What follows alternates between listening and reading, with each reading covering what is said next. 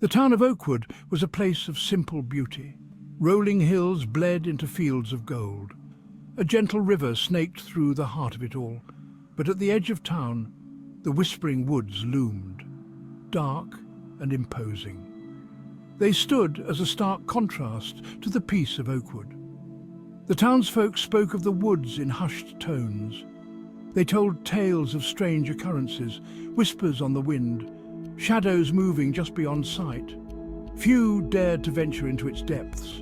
The woods held an ancient power, they said, a power that could both entice and terrify. The trees themselves seemed to press in, their branches intertwined, forming a canopy that choked out the sun. The air hung heavy and still.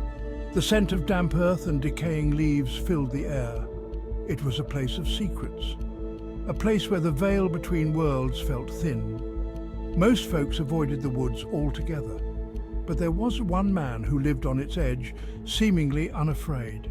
His name was Silas Blackwood, and he was as much a mystery as the woods themselves. Silas Blackwood lived in a small ramshackle cabin. It was nestled deep within the woods. The townsfolk rarely saw him. When they did, he was a spectral figure, tall and gaunt with piercing blue eyes. Silas was a recluse, but rumors about him abounded. Some whispered that he was a warlock. They called him the Whisperer. The truth remained shrouded in mystery. He sought solace in the company of the trees. He believed the woods held a certain magic, a connection to the other side. He spent his days wandering the woods, listening to the whispers of the wind. One cool autumn evening, a group of townsfolk gathered at the edge of the woods. They were searching for a young boy who had wandered off earlier that day. Fear gnawed at their hearts. They knew the dangers that lurked within the trees. As darkness descended, their hope began to dwindle. Then, a figure emerged from the woods. It was Silas Blackwood. He moved with an unnatural grace. It was as if the forest itself guided his steps. The townsfolk, desperate and afraid, turned to him for help. "I can find the boy," Silas said, his voice a low rumble that seemed to emanate from the woods themselves. "But you must do as I say." The townsfolk, their fear momentarily forgotten, agreed. Silas led them deeper into the woods. He moved with a strange confidence. It was as if he knew every twist and turn of the path. The air grew colder, the shadows deeper. The townsfolk exchanged nervous glances, their fear returning. "He's here," Silas whispered, stopping in a small clearing, "but he's not alone." As if on cue, a cold wind swept through the clearing. The trees groaned and swayed, their branches twisting and contorting in the moonlight. The townsfolk gasped, their eyes wide with terror. For there in the center of the clearing stood the young boy. He was unharmed, but his eyes were wide with fear, and beside him, shimmering like heat waves on a summer's day, stood three figures. They were tall and skeletal, their forms indistinct. Whispers seemed to emanate from them, chilling the air. The townsfolk recognized them instantly. They were the spirits of those who had vanished in the woods. Silas stepped forward, his hand outstretched. He spoke in a low voice, his words unintelligible to the terrified townsfolk. The spirits seemed to respond, their forms flickering and swaying. Silas turned back to the townsfolk, his face grave. "They will return the boy," he said, his voice echoing through the clearing. "But they have a message for you. Stay out of these woods. They are not safe." Section 5. Whispers in the Present. The townsfolk, shaken to their core, heeded Silas's warning. They retrieved the boy and fled back to the safety of Oakwood. They never spoke of what they had seen that night, but the memory of it lingered, casting a long shadow over the town. Silas Blackwood disappeared into the woods that night. He was never seen again. Some say he wandered too deep into the spirit world and became lost. Others believe he simply chose to remain in the embrace of the woods he loved. But his legend lived on. The whispering woods became a place of fear and superstition, a place where the veil between worlds was thin and the dead could walk among the living. And as the years turned into decades, the stories of the woods took on a life of their own. Whispers of strange occurrences and unexplained disappearances continued to surface. Some dismissed them as mere folklore, but others knew better. They knew that the woods held a dark and ancient power, and that power was still at work. Section 6. A place of shadows. The Whispering Woods remain a place of mystery. Hikers are drawn to its eerie beauty, but locals steer clear. The woods hold a dark history. Old stories are passed down, said to be haunted by spirits. Some say Silas Blackwood still walks the woods, a watchful guardian protecting the woods. Others believe he lures souls to their doom. The Whispering Woods are not to be trifled with. Section 7. The Lost Boy.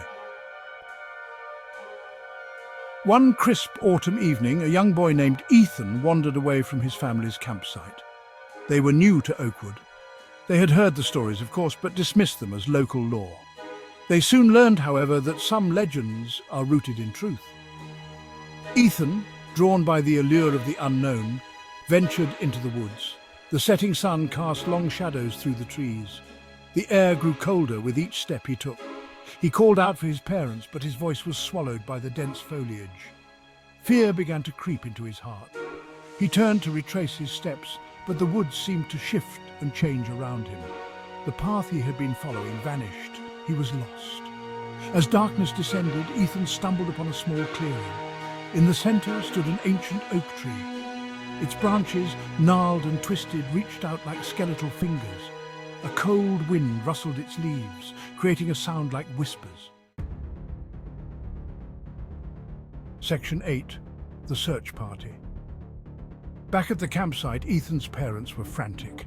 They alerted the authorities, and soon a search party was assembled. Armed with flashlights and a growing sense of dread, they entered the woods. The search party fanned out, their calls of Ethan's name echoing through the trees. But there was no response. The woods were silent, save for the rustling of leaves and the distant hooting of an owl. Hours turned into a nightmarish blur.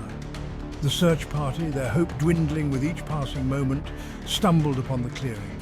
The ancient oak tree stood sentinel, its branches casting eerie shadows in the moonlight. And there, at the base of the tree, lay Ethan. He was fast asleep, his chest rising and falling steadily. Relief washed over the search party. They had found him.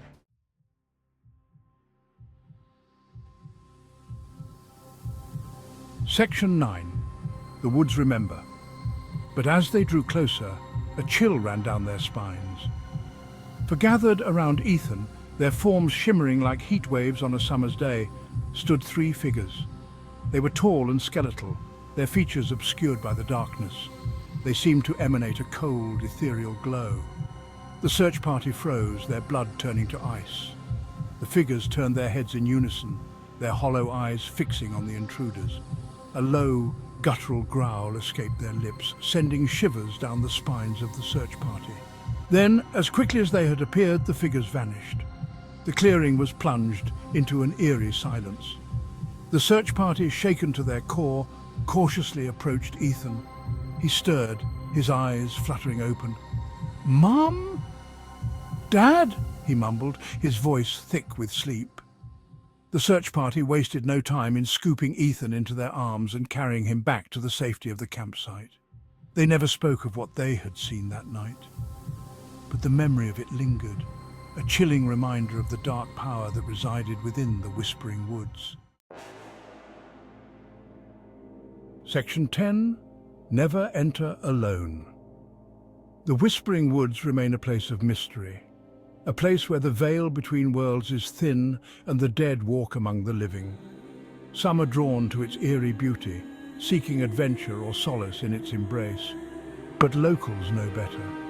They know that the woods hold a dark and ancient power, a power that can both entice and destroy. So if you ever find yourself in the town of Oakwood, heed the warnings of the locals. Stay away from the Whispering Woods, for within its depths the past and present collide. The spirits of the dead linger, their whispers carried on the wind. And Silas Blackwood, the whisperer, watches over it all, his motives as mysterious as the woods themselves. Some places are best left undisturbed, some secrets are meant to remain buried. The Whispering Woods is one such place. Enter at your own peril. For once you step foot within its shadow, you may never truly escape.